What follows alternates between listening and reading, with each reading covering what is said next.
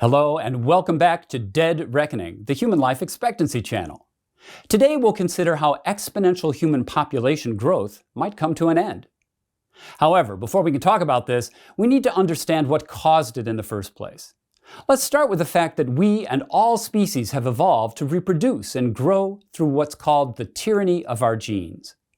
In 1859, Charles Darwin published On the Origin of Species, which revealed that all living things are cousins that evolved through a process of natural selection. Darwin's theory of evolution is based on three observable facts about living organisms. First, physical and behavioral traits vary among individuals, what biologists call phenotypic variation. Second, different traits confer different rates of survival and reproduction. And third, traits can be passed from generation to generation. As a result, successive generations of organisms evolve to become ever more fit to survive and reproduce in their environments. Note that under natural selection, organisms have evolved to maximize their ability to reproduce, what biologists call fertility, not to maximize their life expectancies. Characteristics that lead an organism to reproduce get passed on to future generations, and those that result in incapacity, illness, or death after an organism has reproduced are generally not weeded out. This has important consequences for aging, which we'll come back to later. Darwin's theory transformed our understanding of how we and all life came to be. It also explained how other forms of life, from dinosaurs to dodo birds, came to be, failed to adapt, and are no more. Since then, the theory of evolution has been corroborated with such extensive biological and geological evidence, including every archaeological finding of organisms ever made and irrefutable genetic evidence, that it's become accepted scientific fact. See Richard Dawkins' 2009 book, The Greatest Show on Earth, for a compelling summary of this evidence. While it's taken humanity a long time to accept this humbling conclusion, and there's still pockets of resistance, but now we understand that all life forms are cousins that share common ancestors. In 1909, Danish botanist Wilhelm Johansen coined the term gene to describe the fundamental units of heredity that are transferred from parent to offspring, driving evolution. Much later, in 1976, in his book The Selfish Gene, Richard Dawkins suggested that we and all other animals are machines created by our genes. He describes that since the beginning of time, we and all other species have been driven by the tyranny of our genes. All living organisms that reproduce sexually are compelled to seek mates and multiply their numbers with the ultimate objective of propagating their genes. He also spoke of the need to understand what our own selfish genes are up to, because we may then at least have a chance to upset their designs, something that no other species has ever aspired to do. That time has now arrived. Now, 45 years after Dawkins published The Selfish Gene, exponential human population growth requires that we bring the tyranny of our genes to an end. We've been so successful at growing the human population that historical rates of growth are now simply unsustainable. An alien landing on Earth would have to conclude that human beings are doing a spectacular job of thriving on planet Earth. There may have been only a few tens of thousands of individuals when Homo sapiens first emerged 300,000 years ago. However, in the last 200 years, human population growth has been exponential. Just since 1900, our population has soared by over 6 times. The problem, of course, is that this plot also looks like the uncontrolled growth of cancer cells in a petri dish. The Earth is a fixed planet that can't support exponential growth of any species indefinitely. A human population crisis could occur as new children born each year outstrip our ability to feed, house, clothe, and sustain them.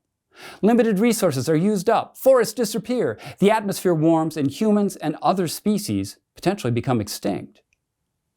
Over time, many have suggested that humans have exceeded the carrying capacity of the Earth.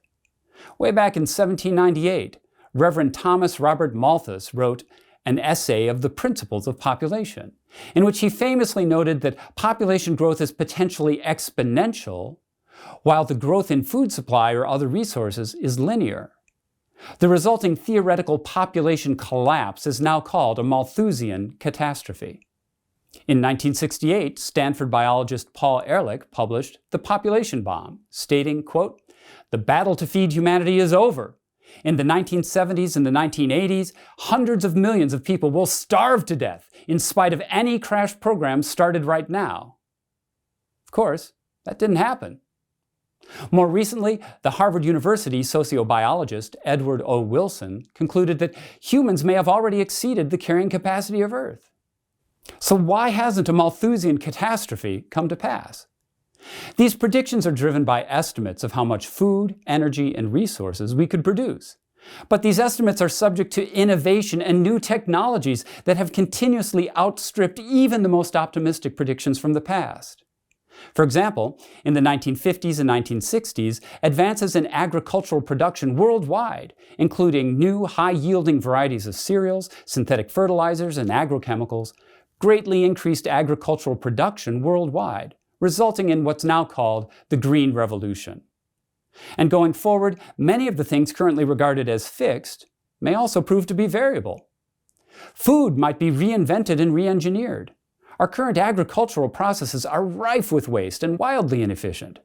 Food could be grown more efficiently, for example, in vertical farms that grow crops indoor year-round without pesticides and near where they're being consumed. Perhaps most inefficient of all is the current human consumption of meat. The amounts of synthetic fertilizers, petrochemicals, and pollution that go into producing a pound of grain are literally multiplied by 4.5 to produce a pound of chicken breasts, and multiplied by 20 to produce a pound of ground beef. In the future, it's likely that we'll find much more efficient ways to produce the nutrients we require to thrive and restructure our food chain, and potentially even do so in a way that doesn't involve killing other sentient beings. Also, energy and raw materials can be expanded using new technologies.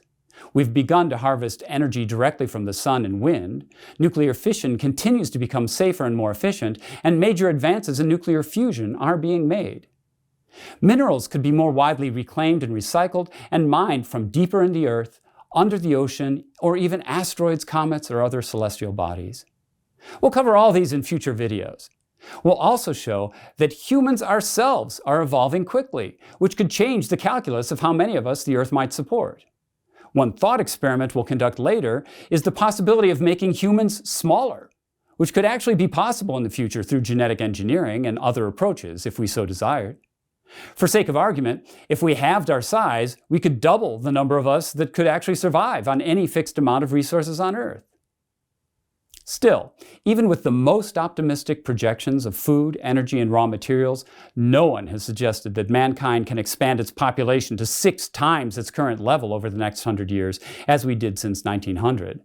That'd bring our population to almost 50 billion versus 7.9 billion today, and the UN's prediction of 10.9 billion in 2100.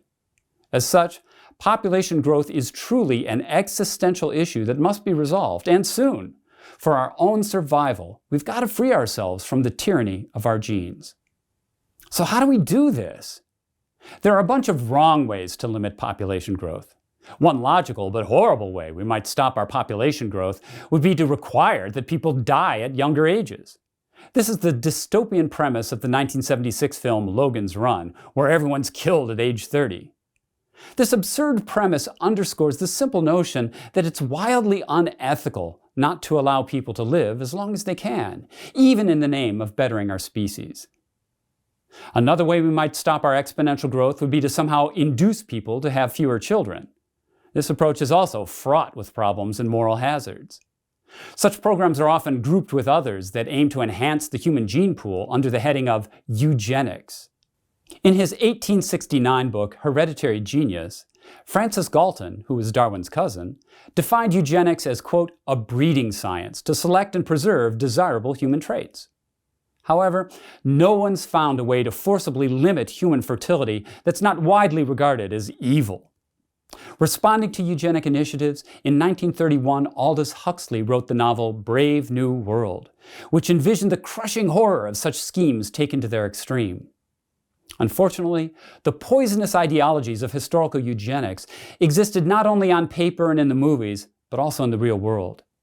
Most notoriously, during World War II, the Nazis sterilized 350,000 people and killed millions in the name of creating the master race. Lest we Americans feel all superior, in the United States, Harry Laughlin, superintendent of the Eugenics Record Office from its inception in 1910 to its closing in 1939, argued for the sterilization of the inferior and those misfit to reproduce. At one point, 31 of the then 41 United States had forced sterilization laws on their books. The U.S. continued to sterilize mentally handicapped individuals up through 1981 in some states. Also, China's one-child policy and forced sterilization of Uyghurs are more recent forms of eugenics that have been widely condemned for the effects they have on China and its people. Forced sterilization of people based on their race is simply a deplorable form of genocide. There's just no other way to put it. In addition, in a society that favors boys and that uses ultrasound prenatal screening, which can identify the sex of the fetus, China's 1980 one-child policy had the unintended consequence of skewing the country's male-to-female ratio all the way up to 121 boys for every 100 girls born. Literally millions of girls are missing as parents used selective abortion to ensure that their only child was a boy. This is widely predicted to result in a massive, long-term reduction in China's population and could easily affect social cohesion, political stability, and national security as millions of young men mature and are unable to find mates. Some have gone so far as to say that this alone would make it impossible for China to overtake the United States as the world's leading economic power. Still, the future of human population and all life on Earth must reach a stable equilibrium with the planet's resources. And if eugenics and forcing people to have fewer children won't work, how will we defy the tyranny of our genes and limit our growth? To answer this, we need to understand what actually caused our exponential population growth. In general, populations grow when the combined rates of birth and immigration outpace the combined rates of death and emigration. Globally, since immigration is a zero-sum game, and since about 1 in 20 people die before having children, this means that on average each woman must have about 2.1 births in her lifetime in order to maintain the current global population. This is what population scientists call the replacement fertility rate. When the fertility rate is higher, global population grows. When it's lower, it shrinks. However, our exponential population growth wasn't due to an increase in birth rates. In fact, global fertility has been declining since 1800. Instead, our growth was primarily driven by a dramatic reduction in child mortality. Between 1900 and 2017, global child mortality, defined as children dying before their 5th birthday, fell by an order of magnitude, from 40% to just 4.6%. As infant mortality declined, the fitness of our species, again defined as the ability to survive and reproduce, skyrocketed. Many more children survived to become parents themselves. This had a geometric impact on our population that led to exponential growth. So even though the fertility rate fell, the number of women and births expanded exponentially. So how will human population growth likely stop? Luckily, it appears that human fertility could continue to fall on its own. Global fertility rates have more than halved since 1950. 1/2 of the global population today lives in countries where the total fertility rate is below the replacement rate of 2.1 births per woman. Fertility has fallen very quickly in some countries where they're experiencing a reverse population crisis, where there's not enough children to support older generations and to grow the economy. People in the U.S. are having fewer children and having them later in life. The U.S. has just hit its lowest fertility rate in history of 1.73. China is also at an all-time low of 1.7, Japan is at 1.36, Hong Kong's at 1.8, and South Korea just hit a new record for low fertility of 0.92 children per woman, well less than half the replacement rate of 2.1. Why are women having fewer babies? It seems to be largely because they want to. Population scientists are understanding this better and better over time. The first major factor is the reduction in child mortality itself. There's strong evidence that fertility drops whenever child mortality falls. And it stands to reason that if a mother wishes to have children to care for her when she's old, the higher the rate of child mortality, the more children she has to bear. The second factor is wealth. In country after country, reductions in poverty have triggered reductions in fertility.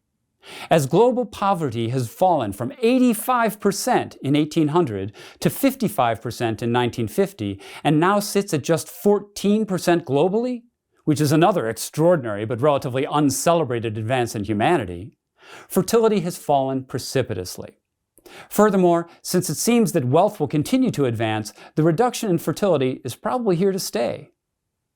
The third major factor is the education and empowerment of women. In societies around the world, fertility falls as women become better educated and more empowered. When they have a choice, women simply choose to have fewer children. Women fight for equal rights to property and pensions under the law, then they seek the rights to an education, to vote and to work and to receive equal pay. And invariably, they also fight for their reproductive rights and exercise them, resulting in lower global fertility. As a result, parenthood has been continuously shifting to ever later reproductive ages, reducing overall fertility. Historically, these trends have only moved in one direction, making it very clear that as women get more educated, they choose to have fewer children. Of course, birth control and abortion have been essential parts of exercising this choice.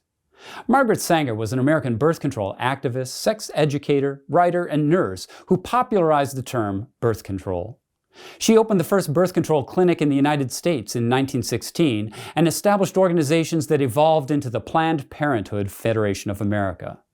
Following the principle that a woman should be, quote, the absolute mistress of her own body, she won the right for doctors in the U.S. to prescribe birth contraception and was instrumental in convincing doctors to develop birth control pills, which were approved by the U.S. Food and Drug Administration in 1960. In 1973, this right broadened when the U.S. Supreme Court delivered the Roe v. Wade ruling that women were constitutionally entitled to access to an abortion. By the end of the 1970s, access to contraception and safe legal abortion was common throughout the developed world, causing fertility rates to plummet. Today, the global contraceptives market is over $40 billion per year as people in countries around the globe adopt their use. Once such rights are won, women are unlikely to give them up and will continue to defend them strongly. Another likely contributor to the global reduction in fertility is not based on choice or desire. It's the recent alarming reduction in human sperm count. Male infertility contributes to at least half of all cases of infertility worldwide. Environmental and reproductive epidemiologist Dr. Shauna H. Swan has studied how chemicals in the modern environment, especially plastics, which include chemicals that can disrupt the endocrine system, are endangering human fertility on a truly global scale. In her 2020 book titled Countdown, she describes how a panel of 100 endocrine disruption and climate change scientists found that these chemicals compromise male reproductive health and contribute to cancer risks. In 2017, she co-wrote a meta-analysis that showed that sperm counts among men in North America, Europe, Australia, and New Zealand declined more than 59% from 1973 to 2011. So both our desires and our physiology seem to be reducing fertility. So overall, what forecasts exist for fertility?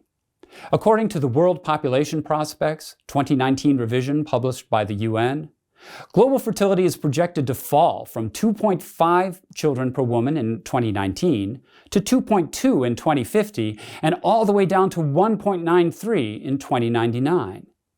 The populations of 55 countries or areas in the world are expected to decrease by 2050, of which 26 may see a reduction of at least 10%. Others forecast even a larger drop in fertility. In their 2019 book, Empty Planet, Daryl Bricker and John Ibbotson present a strong argument that urbanization and empowerment of women have led to massive reductions in fertility that are unlikely to reverse. They note that everywhere, virtually without exception, birth rates are coming down. Based on their lower estimates of fertility, they foresee human population peaking at just 9 billion between 2040 and 2060, versus the UN's estimate of 11.5 billion in 2100. The European Commission Joint Research Center forecasts global human population peaking at just under 10 billion in 2080. On the other hand, as human life expectancy increases, as we predict that it will, the number of childbearing years will almost certainly increase and cause a rise in overall fertility. Although, as we'll show later, this effect is likely to be small compared to the falling fertility rates we've just discussed. So in summary, it looks as though the current uncoerced changes in fertility will result in the end of the exponential human population growth. While estimates vary based on different assumptions of future fertility rates and other factors, all forecasters agree that the exponential growth in the human population will end by 2100. However, because it depends on our preferences, choices, and many other factors that could easily change over time, this situation is worth watching closely in the coming years. In our next video, we'll explore how human choice is causing evolution itself to evolve and address the other factor bringing an end to the tyranny of our genes, the rise of volitional evolution. In the meantime, please hit the like button below, subscribe to the Dead Reckoning channel to make sure you don't miss our next videos, and post comments for the topics you'd like to have us cover. Thanks for joining us, and also a big thank you to the great people at the UN Population Division and the Global Change Data Lab, the producers of Our World in Data, who collected and synthesized important information that we use here at Dead Reckoning.